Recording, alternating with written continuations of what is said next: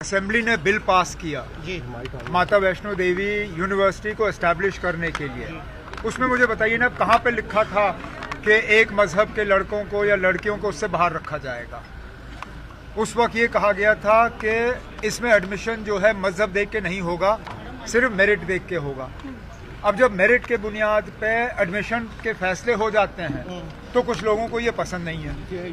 अगर आपको बिना मेरिट के एडमिशन करना है तो सुप्रीम कोर्ट से इजाज़त ले लीजिए, क्योंकि जहां तक मैं जानता हूं बिना मेरिट के आप एडमिशन दे नहीं सकते हो।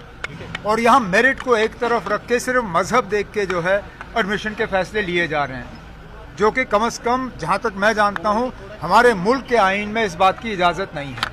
अब कल को अगर हम मजहब देख के ये सारे फैसले करना शुरू करें तो क्या सोशल वेलफेयर की स्कीमें भी हम मजहब देख के की जाएं? क्या राशन के दुकान भी मजहब पूछना शुरू करें? क्या पुलिस वाले मजहब देख के जो है अपने काम को अंजाम दें? आखिर अभी तक जो है हमारे आईन में सेक्युलरिज्म का शब्द जो है वो दर्ज है।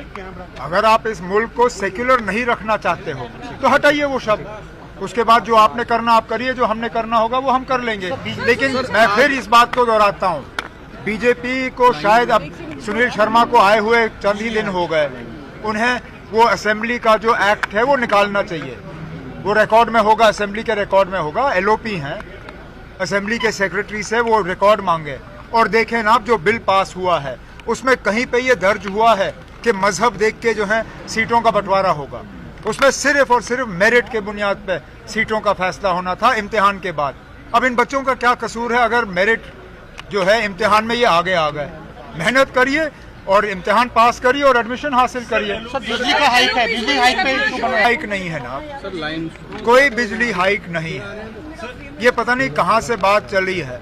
मैं पावर मिनिस्टर हूँ ना, अभी तक इस तरह का कोई फाइल, मेरी दस्तखत तो छोड़िए, इस पे मेरे साथ कोई डिस्कशन भी नहीं हुआ है। कोई इस तरह का प्रस्ताव गवर्नमेंट के सामने नहीं है कि हम बिजली के फीस को हाइक करेंगे या नहीं करेंगे।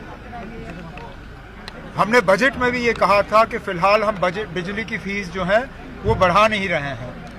अब मुद्दा बनाया हुआ है। मैं आपसे दोबारा कहता हूँ ना, अब एज पावर मिनिस्टर इस तरह का कोई प्रपोजल मेरे सामने नहीं आया। करोगे ना तो फिर आप सीधा कहिए ना कि माता वैष्णो देवी यूनिवर्सिटी और माता वैष्णो देवी अस्पताल।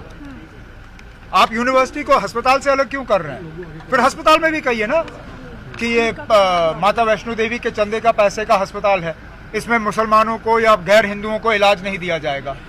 कहिए हम वहां इलाज को है कराना बंद करेंगे।